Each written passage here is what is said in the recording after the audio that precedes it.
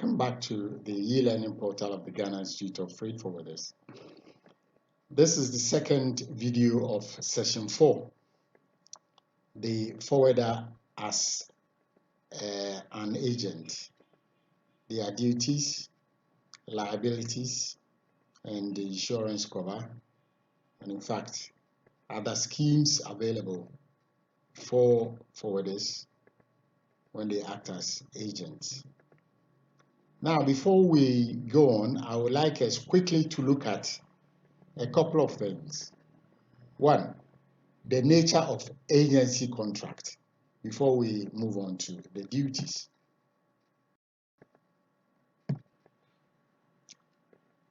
An agency contract is fiduciary in nature. That is to say, the agency contract is based on a relationship of trust. In fact, the agent's relationship with third parties is important.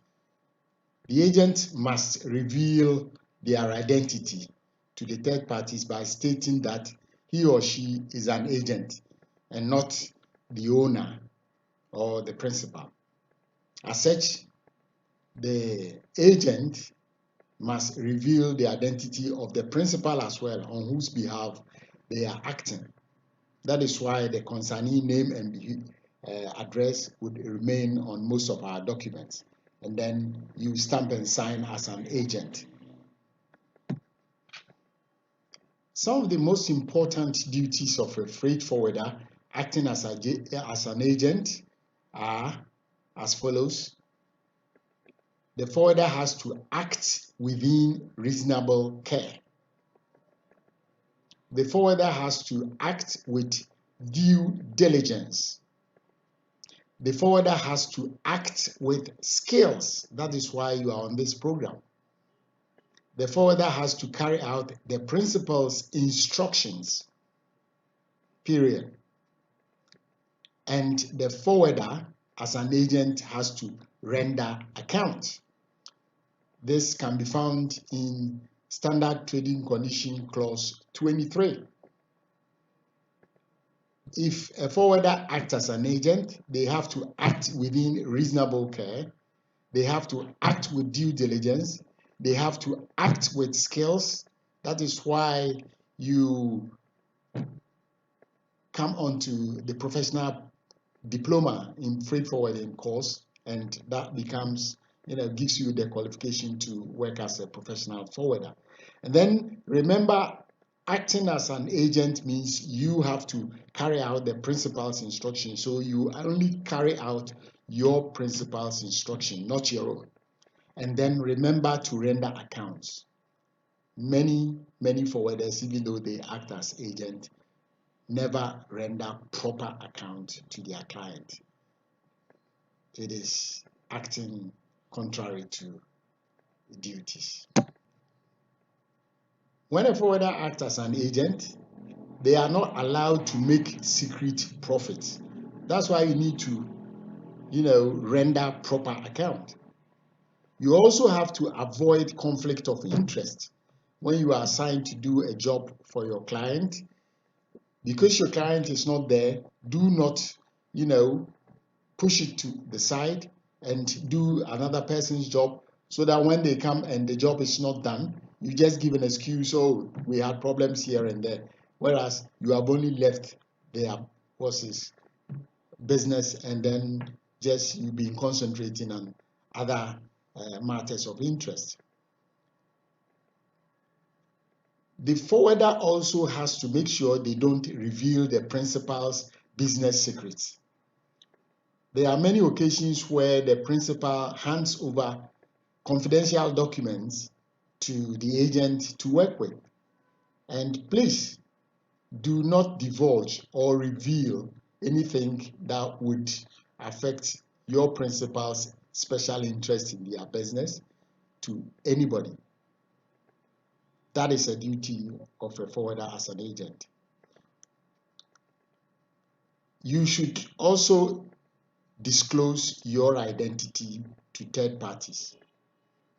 When you work at the terminals or with MPS and other things, do not pretend you are the owner of the goods. And do not represent yourself as owner or the consignee or whatever. Do represent yourself as an agent, because you are acting in the role as an agent. You are required by clauses 23 to act within the scope of authority or power delegated only by what? The principal. Just as we discussed in the forwarder acting as principal, I would like us to look at the different categories of liabilities that a forwarder is confronted with when they act as agents. There are 4 liabilities. The first one is contractual liabilities. Second is tort liabilities. Third is liabilities in tort and contract together. And the fourth is criminal and statutory liabilities. We've dealt with many of these liabilities: tort, liabilities in contract, and criminal and statutory liabilities and contractual liabilities. So please refer to your notes so that you know. When you act as a principal, there are 4 different types or categories of liabilities. But acting as an agent, there are 5. Look at the combinations and permutations: contractual liabilities, tort liabilities, tort and contract together. There are times when the two come together and you have 2-in-1 problem. And then criminal and statutory liabilities. There's no need going over them again.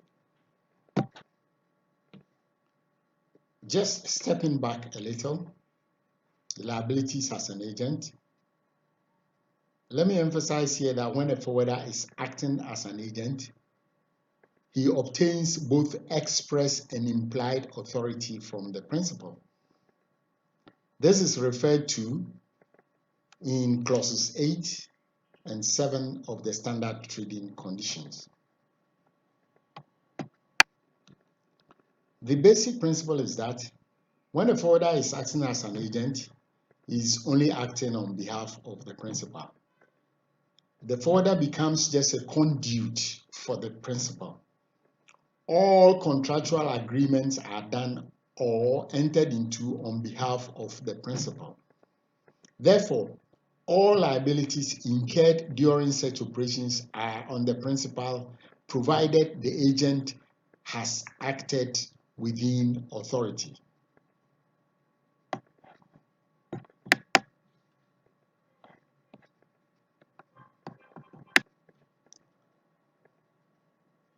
Freight forwarder acting as an agent has no liabilities to or for third parties. The freight forwarder is not liable for acts and omissions by third parties, such as, but not limited to, port authorities alone, or stevedore companies, carriers or shipping lines, and warehouse companies, and the rest of them, unless the forwarder, he or himself, has failed to exercise due diligence in selecting, instructing, or supervising such third parties.